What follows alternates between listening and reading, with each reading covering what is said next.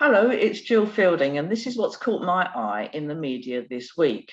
First of all, I've got to talk about property, which is my favourite topic, because I read this week that in the past year, the number and value of property transactions has surpassed 500 billion for the first time. So that's 500 billion pounds worth of property is transacted in the last year.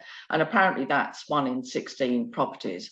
And we know that prices have continued to rise throughout the pandemic. And again, we've had stats this week which tell us why. Buyer demand has increased by 19 times what it is on the normal 5-year average, while supply has been 42% lower than usual. And of course, when demand is so high and supply is so low, prices can do nothing else but go up. And even now, apparently, there are half the number of houses available on the market than would be normal, and for flats it's about 15% lower than normal. So houses are still the big demand rather than flats.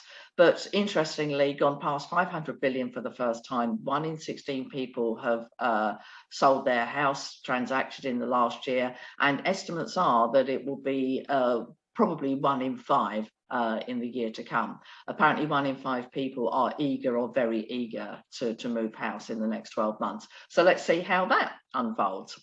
And of course, we've had the unfolding of the Black Friday sales, and I'm sure some of you may have read, and this guy was on the internet and around the media. There was a man that went out shopping for a TV, and he was quoted as saying, whether you need one or not, I buy a TV every year in the Black Friday sales. And it got me to thinking, why on earth does he want a new TV every year? I mean, the programs are still the same.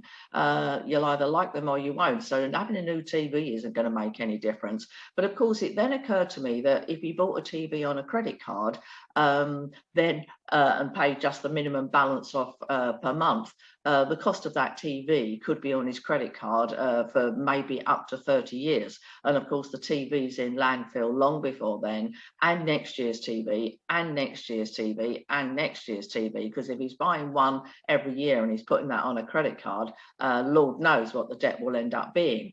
But of course, if he invested that TV money over, let's say, 25 years at a standard property investor's return, that £1,000 each year would turn into 120,000 more or less over 25 years. And that's what gets me all the time is people would rather spend money every year on a TV they don't really need than put the money aside for some kind of future security or pension pot, for example. So a telly every year or 120,000, what would you rather have? Now, back onto the property market, it's been reported this week that the year-end figures to the end of November this year show that property has grown by slightly over 10% in the year to the end of November. And this is reported in the news as some kind of big thing, but normal property investors, professional property investors will know that that's normal. 10% growth is normal for the property market, and I'm still staggered as to why the media record it as something whiz bang and unusual, because it isn't, it's normal. But of course the media report all things about property, whether they're normal or not, because they know it's a topic that will sell newspapers. And I equate their reporting of property news like they do report the weather. And of course, with the weather, it's either freezing or scorching. They don't ever say, well, the weather's kind of all right today, you might need your coat.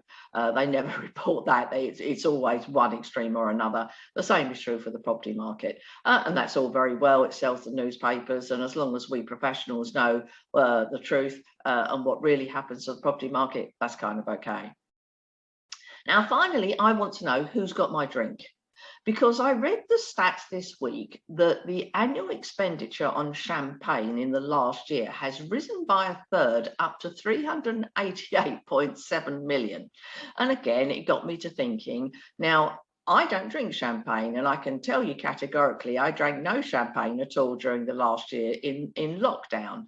So for the average to be increasing by that kind of rate, I reckon there's another woman somewhere that's under the table, legless on champagne, because she's drinking her share and mine. And of course, then I got to thinking, well, there's lots of people that don't drink champagne and lots of people that don't drink at all. So I just want to acknowledge that there are a group of people somewhere that are drinking for the rest of us. I suspect they're legless under the table and won't be watching this broadcast, but hey ho, I acknowledge that you're there, and I sort of thank you for doing your share and picking up my share as well. What an odd thought when you look at averages. Well, that's it for this week. Keep safe, and I'll see you next week.